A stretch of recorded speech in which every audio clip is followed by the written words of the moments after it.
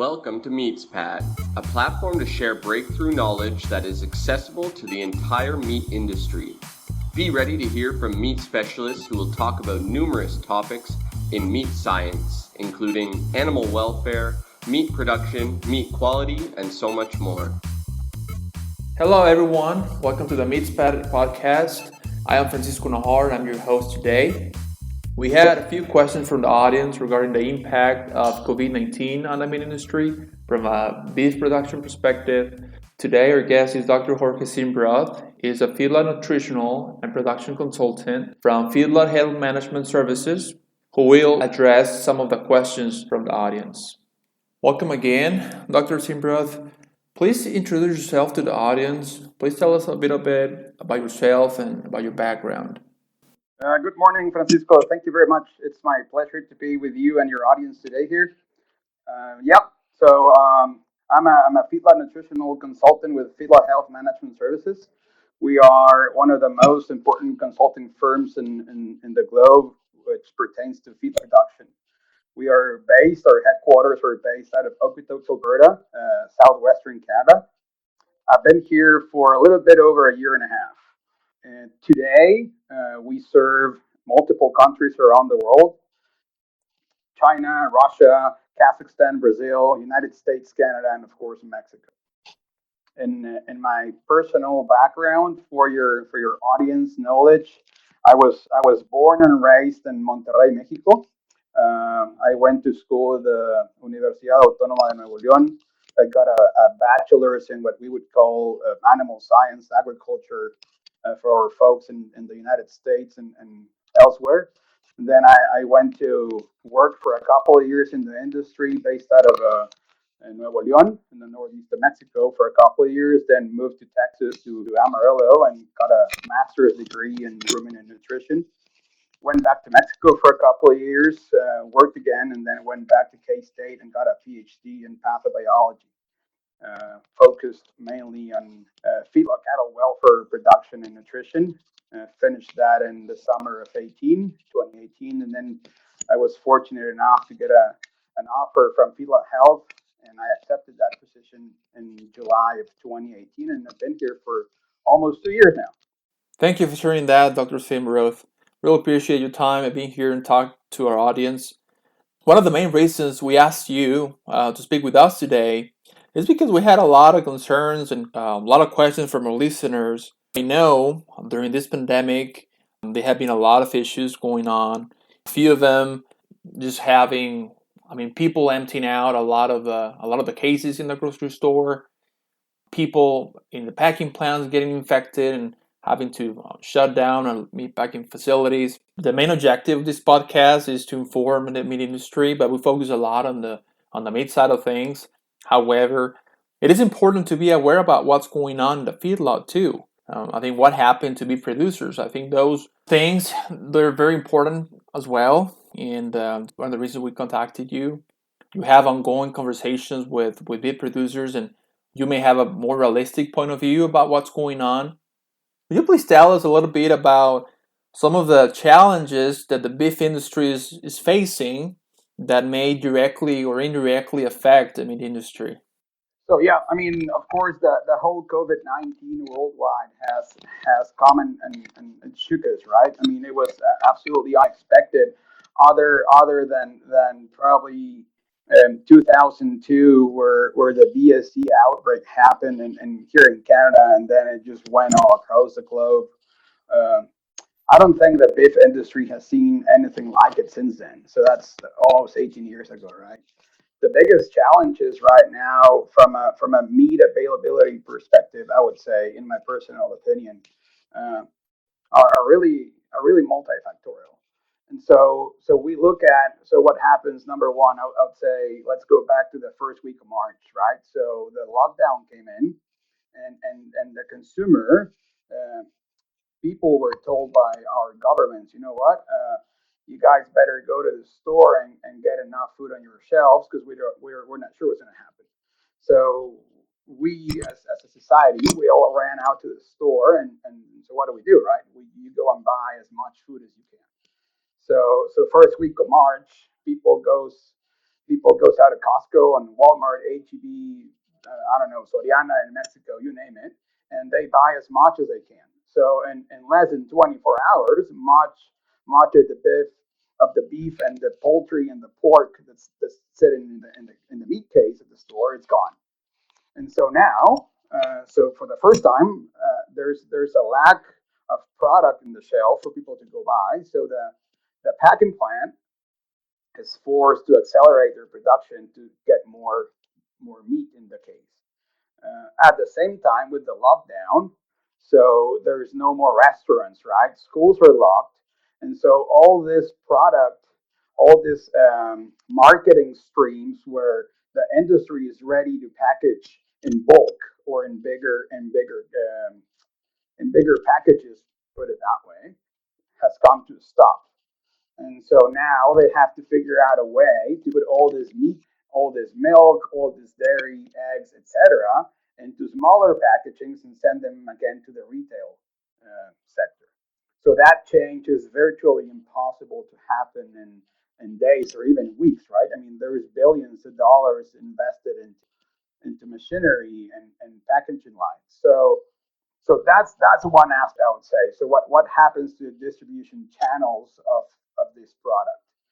That's the first factor or the first challenge if we look retrospectively into the first weeks of the COVID-19 pandemic.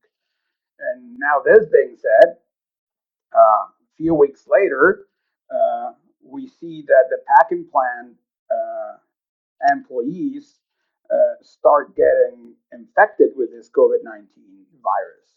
And so the packing plants are facing shutdowns, right? I mean, at least here in Canada and some parts in the US, I am not really certain that any of the packing plants and slaughterhouses in Mexico face this due to COVID-19 infections. But we saw this in Canada and multiple packing plants in the US. So they face either complete shutdowns or partial shutdowns. And so their slaughtering capacity is diminished in some extent, depending on where you look at. And now, so let's say if you're killing 4,500 cattle a day, now you're only killing 25 or 2,000, right? And so it's only half of your killing capacity. And now the feedlot is not able to send all this cattle that are ready to be slaughtered. So the cattle at the feedlot now have to stay longer, and the feedlot has to absorb those costs of cattle. I mean, they are fed to a specific target endpoint to where they are ready and they should be or need to be slaughtered to be cost effective and at least break even. And so now what happens, I mean, there's not enough beef or product in this case at the store.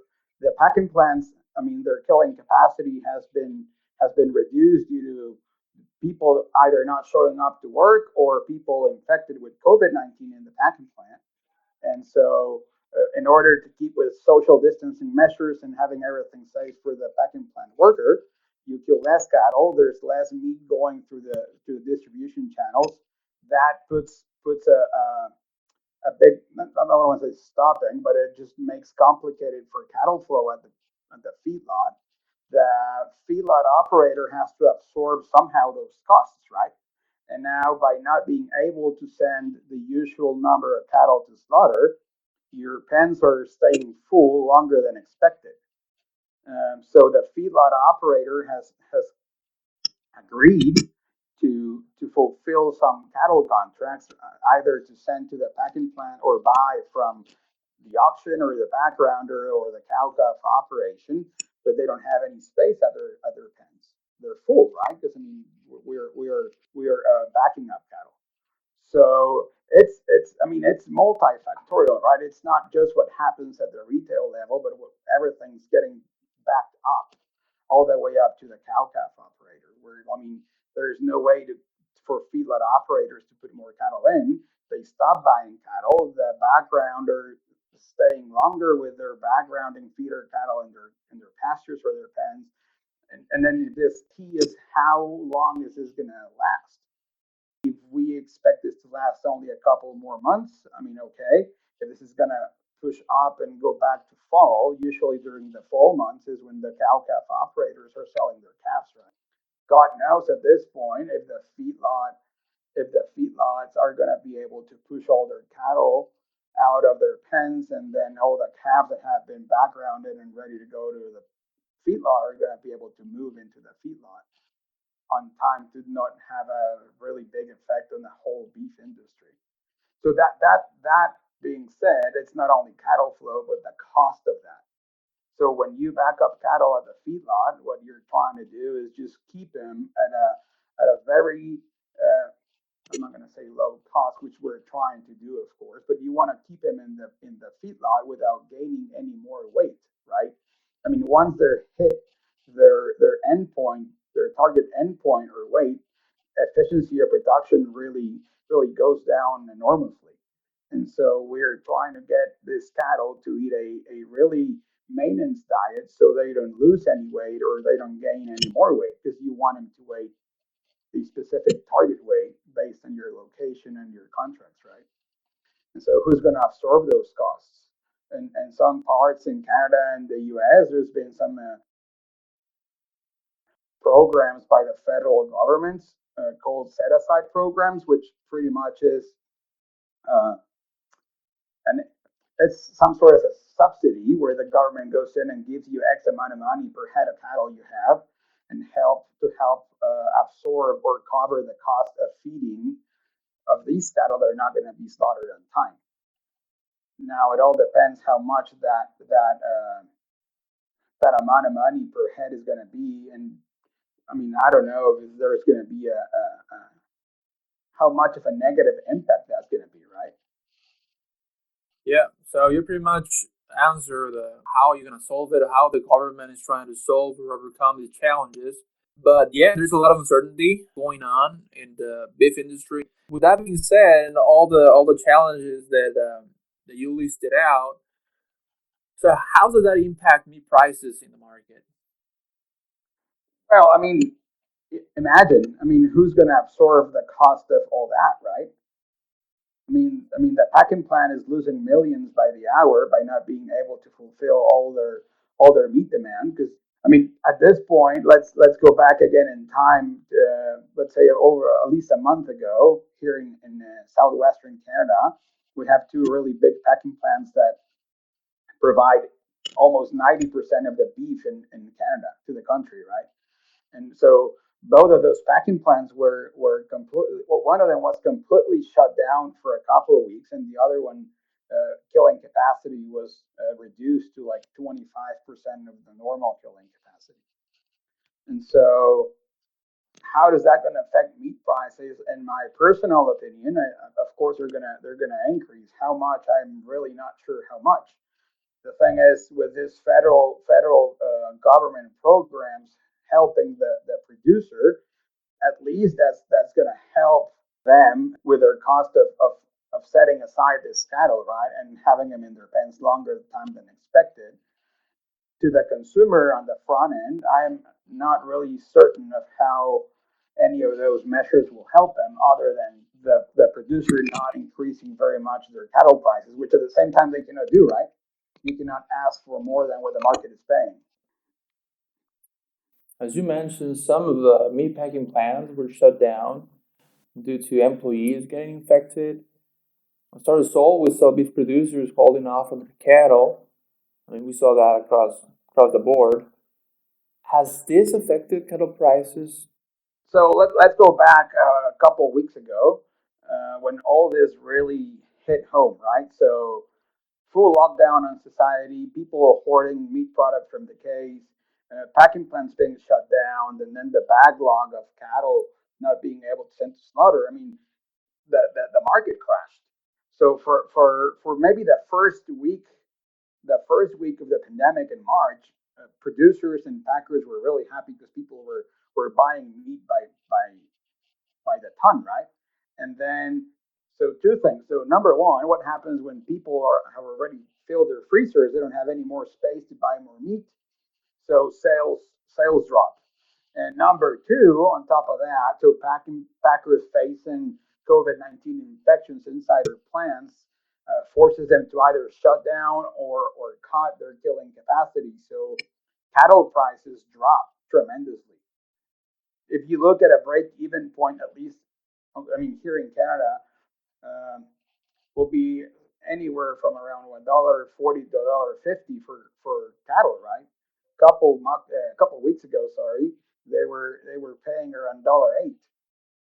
And so imagine what's the loss per head of cattle. I mean, you're losing hundreds of dollars per head of cattle killed.